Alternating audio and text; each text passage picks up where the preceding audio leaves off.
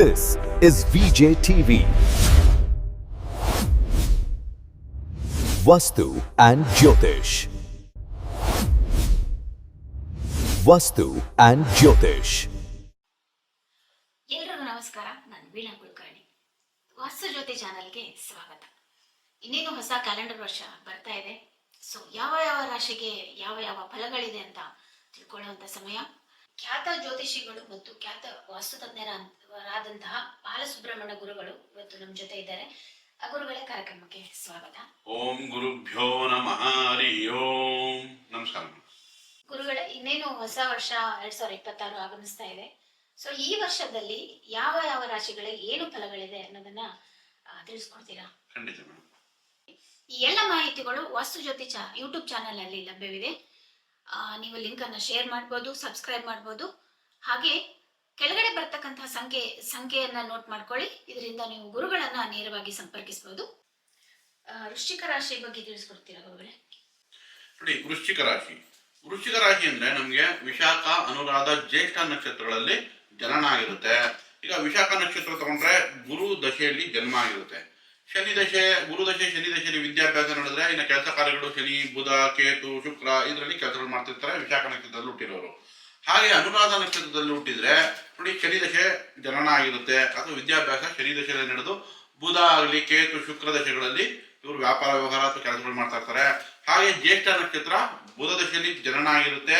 ಬುಧ ದಶೆಯಲ್ಲಿ ವಿದ್ಯಾಭ್ಯಾಸ ಅಥವಾ ಕೇತು ದಶೆಯಲ್ಲಿ ವಿದ್ಯಾಭ್ಯಾಸ ಆಗಿ ಶುಕ್ರ ದಶೆ, ರವಿ ದಶೆ, ಚಂದ್ರ ದಶೆಗಳಲ್ಲಿ ಕೆಲಸ ಕಾರ್ಯಗಳನ್ನ ಮಾಡ್ತಾ ಇರ್ತಾರೆ. ಸೊ ಹಾಗಾಗಿ ಈಗ ನಾವು ಆ ದಶೆಗಳನ್ನ ಅಂದ್ರೆ ನಮ್ಗೆ ಇವಾಗ ವಿಶಾಖ ನಕ್ಷತ್ರ ಅಂತ ತಗೊಂಡಾಗ ಅವಾಗ ಗುರು ನಕ್ಷತ್ರ ಆಗಿರೋದ್ರಿಂದ ಈಗ ಕೆಲಸ ಕಾರ್ಯಗಳು ಮಾಡ್ತಾ ಇರೋರು ಈಗ ಬುಧ ದಶ ನಡೀತಾ ಇರ್ಬೋದು ಅಥವಾ ಕೇತು ದಶೆ, ಶುಕ್ರ ದಶೆಗಳು ನಡೀತಾ ಇರ್ಬೋದು. ಆ ದಶಾಧಿಪತಿ ನಿಮ್ಮ ಲಗ್ನದಿಂದ 2-7ರಲ್ಲಿ ಏನಾದ್ರೂ ಸ್ಥಿತನಾಗಿದ್ರೆ ಆಗ ವಿವಾಹಕ್ಕಾಗಲಿ, ವ್ಯಾಪಾರ ವ್ಯವಹಾರಗಳಾಗಲಿ, ಹಣಕಾಸುಗಾಗಲಿ ತುಂಬಾ ಚೆನ್ನಾಗಿದೆ ಅಂತ ಅರ್ಥ. ಅಥವಾ ನಮ್ಗೆ 4 ಅಥವಾ 6, 10, 11 ಈ ಲಗ್ನದಿಂದ ಈ ಜಾಗದಲ್ಲಿ ಸ್ಥಿತನಾಗಿದ್ರೆ ಪ್ರಾಪರ್ಟಿ ತಗೊಳಕ್ಕಾಗಲಿ, ಕೆಲಸ ಕಾರ್ಯಗಳಾಗಲಿ, ಸಮಾಜದಲ್ಲಿ ಗೌರವ ಆಗಲಿ, ಇಂಥ ವಿಷಯಗಳಿಗೆಲ್ಲ ಲಾಭದಾಯಕವಾಗಿರುತ್ತೆ. ಸೊ ಹಾಗೆ ನಮ್ಗೆ ನಿಮ್ಮ ದಶಾಧಿಪತಿ ಎಲ್ಲಿ ಲಗ್ನದಿಂದ ಎಲ್ಲಿ ಪೊಸಿಷನ್ ಅಂದ್ರೆ ಎಲ್ಲಿ ಸ್ಥಿತನಾಗಿದನೋ ಅದ್ರ ಮೇಲೆ ನಮ್ಗೆ ಶುಭ ಫಲಗಳನ್ನ ನಿರೀಕ್ಷಿಸಬಹುದು. ಸೊ ನಾವು ಈಗ ದಶಾ ಅಂತ ತಿಳ್ಕೊಂಡ್ವಿ, ನಕ್ಷತ್ರ ತಿಳ್ಕೊಂಡ್ವಿ. ಈಗ ವೃಶ್ಚಿಕ ರಾಶಿಗೆ ಗ್ರಹಗಳ ಸ್ಥಿತಿ ಅಂದ್ರೆ ಯಾವ ಮನೆಯಲ್ಲಿ, ಯಾವ ರಾಶಿಯಲ್ಲಿ, ಯಾವ ಪರಿಸರದಲ್ಲಿ ಇದೆ ಅಂತ ತಿಳ್ಕೊಳ್ಳೋಣ. ಈಗ ವೃಶ್ಚಿಕ ರಾಶಿಯವರಿಗೆ ಗುರು ಅಷ್ಟಮದಲ್ಲಿ ಸಂಚಾರ ಮಾಡ್ತಾ ಇತ್ತು ಜೂನ್ ತನಕ. ಹಾಗಾಗಿ ನಿಮ್ಮ ಕೆಲಸ ಕಾರ್ಯಗಳಲ್ಲಿ ಅಡಚಣೆ ಉಂಟಾಗ್ತಾ ಇತ್ತು. ಈಗ ವೃಶ್ಚಿಕ ರಾಶಿಯವರಿಗೆ ಜೂನ್ ನಂತರ ಭಾಗ್ಯ ಸ್ಥಾನಕ್ಕೆ ಗುರು ಸಂಚಾರ ಮಾಡೋದ್ರಿಂದ ಶುಭ ಕಾರ್ಯಗಳಿಗೆ ಅನುಕೂಲ, ನಿಂತ ಕೆಲಸಗಳು ಪುನರಾರಂಭ ಆಗುತ್ತೆ, ಆರೋಗ್ಯದಲ್ಲಿ ವೃದ್ಧಿ ಆಗುತ್ತೆ.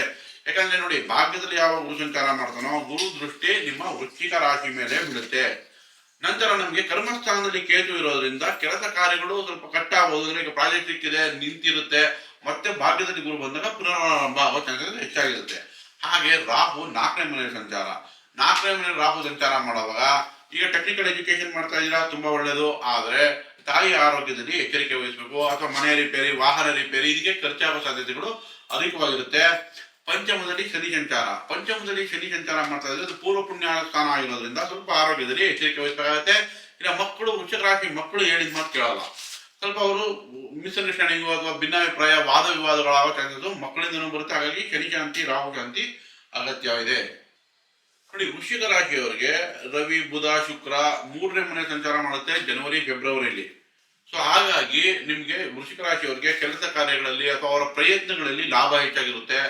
ಅವರು ಕೆಲಸಕ್ಕೆ ಪ್ರಯತ್ನ ಮಾಡಿದಷ್ಟು ನಿಮ್ಗೆ ಮೇಲಧಿಕಾರಿಯಿಂದ ಮೆಚ್ಚುಗೆ ಸಿಗೋದಾಗಲಿ ಅಥವಾ ಹೊಸ ಕೆಲಸ ಸಿಗೋದಾಗಲಿ, ಹೊಸ ಪ್ರಾಜೆಕ್ಟ್ ಸಿಗೋಕ್ಕೆ ವೃಶ್ಚಿಕ ರಾಶಿಯವರಿಗೆ ಈ ಫೆಬ್ರವರಿ ಮತ್ತೆ ಜನವರಿ, ಫೆಬ್ರವರಿ ತಿಂಗಳು ಸದಾವಕಾಶ ಸಿಗುತ್ತೆ.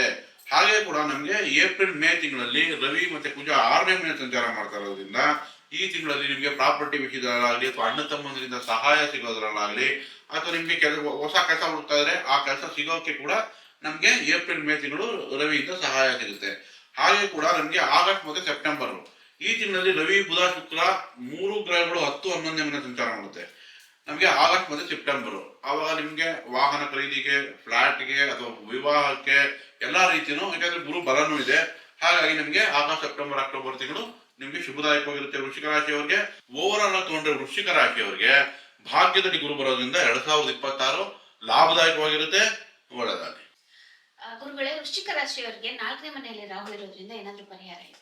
ವೃಶ್ಚಿಕ ರಾಶಿಯವರಿಗೆ 4ನೇ ಮನೆಯಲ್ಲಿ ರಾಹು ಸಂಚಾರ ಮಾಡ್ತಾ ಇರೋದ್ರಿಂದ ನೋಡಿ, ಟೆಕ್ನಿಕಲ್ ಎಜುಕೇಶನ್ ಅಂದ್ರೆ ಆಟೋಮೊಬೈಲು, ಮೆಕ್ಯಾನಿಕಲ್ಲು ಅಥವಾ ಕೆಮಿಕಲ್ಲು, ಡಿಜಿಟಲ್ ಮಾರ್ಕೆಟಿಂಗು, ಈ ಸಿನಿಮಾ ರಂಗ ಇಂಥದ್ದೇನಾದ್ರೂ ವಿದ್ಯಾಭ್ಯಾಸ ಮಾಡ್ತಾ ಇದ್ರೆ ಅದು ಅತ್ಯುತ್ತಮ ರಿಸಲ್ಟ್ ಕೊಡುತ್ತೆ. ಬಟ್ ತಾಯಿ ಆರೋಗ್ಯ ಅಥವಾ ವಾಹನ ವಿಚಾರದಲ್ಲಿ ಸ್ವಲ್ಪ ನೆಗೆಟಿವ್ ಅಥವಾ ವಿಭಿನ್ನವಾಗಿ ರಿಸಲ್ಟ್ ಕೊಡೋದ್ರಿಂದ ನಾವು ರಾಹುಗೆ ಪರಿಹಾರ ಬೇಕಾಗುತ್ತೆ. ನಾವು ಅರ್ಧ ಕಾರ್ಯಂ ಮಹಾವೀರ್ಯಂ ಚಂದ್ರಾದಿತ್ಯ ವಿಮರ್ದನಂ ಸಿಮಿಕಾ ಗರ್ಭ ಸಂಭೂತಂ ತಂ ರಾಹುಂ ಪ್ರಣಮಾಮ್ಯಹಂ. ಈ ಮಂತ್ರಗಳಾಗಲಿ ಅಥವಾ ರಾಹು ಅಷ್ಟೋತ್ತರ ಆಗಲಿ ಅಥವಾ ದುರ್ಗಾ ಅಷ್ಟೋತ್ತರಗಳನ್ನ ದಿನನಿತ್ಯ ಹೇಳ್ಕೊಳೋದ್ರಿಂದ ರಾಹು ಪರಿಹಾರ ಆಗುತ್ತೆ.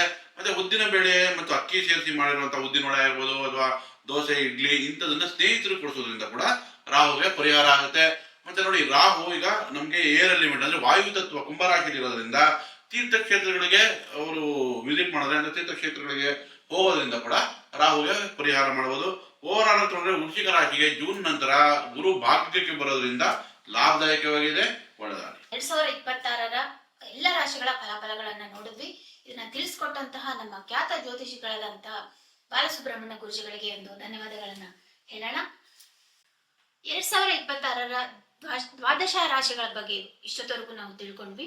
ಈ ಎಲ್ಲ ಮಾಹಿತಿಗಳು ವಾಸ್ತು ಜ್ಯೋತಿಷ ಯೂಟ್ಯೂಬ್ ಚಾನಲ್ ಅಲ್ಲಿ ಲಭ್ಯವಿದೆ. ನೀವು ಲಿಂಕ್ ಅನ್ನ ಶೇರ್ ಮಾಡ್ಬೋದು, ಸಬ್ಸ್ಕ್ರೈಬ್ ಮಾಡ್ಬೋದು.